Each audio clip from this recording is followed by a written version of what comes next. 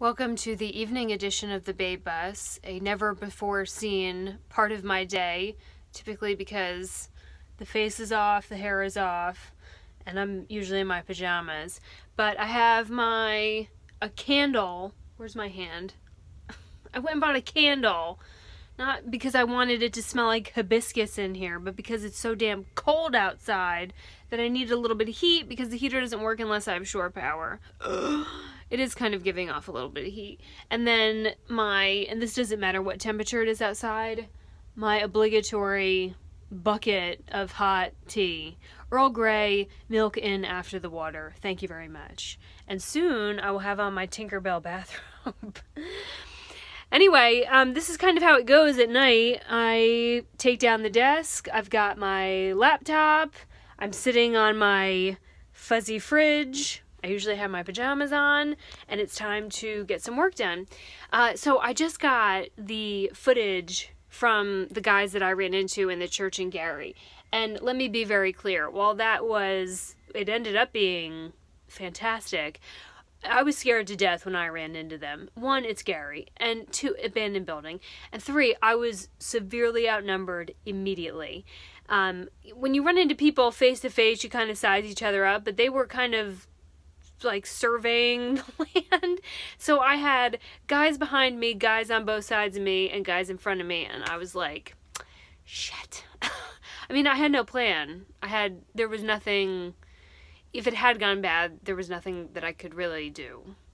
But it didn't, and it was great. And we've had plenty of exchanges back and forth since then. And despite the tattoos and the rough dude look, like, they are a very, very gracious and kind group of guys. Like, I have nothing but good things to say to them about them.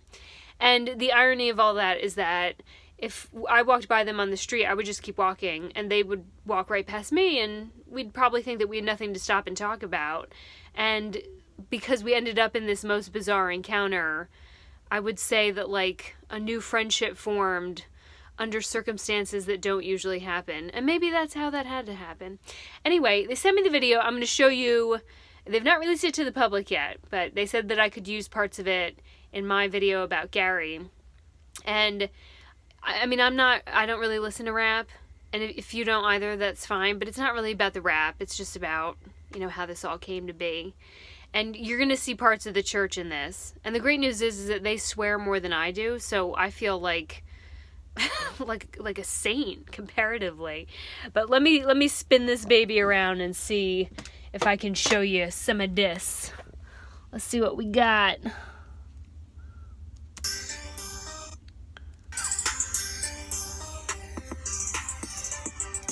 That's the church. There it is. And I think there were...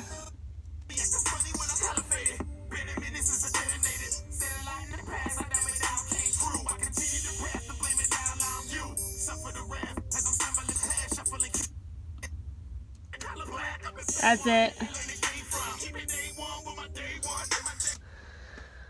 Anyway, I won't go through the whole thing, but, I got to see, like, kind of how the behind the scenes of how they were shooting that, and they were shooting it on their cell phones, which at first I was like, aw, that's so cute and so rookie.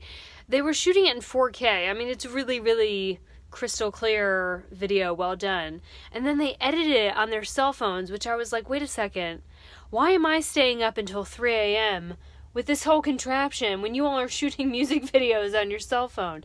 These kids, I swear. Anyway, I've got a very late night ahead of me. I probably won't be done until 2 or 3 in the morning, so I gotta get going.